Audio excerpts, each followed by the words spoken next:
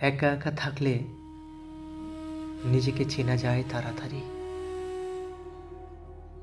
কি কি ভুল দিয়ে অধঃপতনের পথ তৈরি করেছি তা ভাবা যায়। প্রাণ খুলে কান্না করা যায়, চোখের জলে বুকের ভিতর জমে থাকা নীরবতায় ভাসা যায়। একা একা থাকলে অপূর্ণ স্বপ্নগুলোর হিসাব মেলানো যায় সহজেই। কোথায় থেমে গিয়েছিল জীবন, কোথায় হারিয়ে ফেলেছি নিজেকে, সেসব খুঁজে পাওয়া যায়। কে আপন ছিল, কে ছিল ক্ষণিকের পথিক, তাও বুঝে নেওয়া যায়।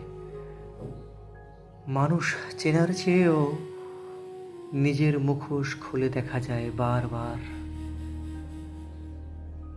একা একা থাকলে ভাঙা হৃদয়ের শব্দ শোনা যায়, আবার সেই ভাঙা হৃদয়ের ইট দিয়েই নতুন জীবনের ভিত গড়ে তোলা যায়। একা একা থাকলে পরিবারের জন্য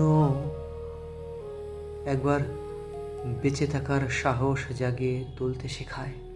কারণ একাকিত্ব কখনো কখনো শুধু শূন্যতা নয়, অনেক সময় এটাই মানুষের সবচেয়ে বড় শিক্ষক হয়ে ওঠে। সঞ্জয় মল্লিকের লেখা একা একা।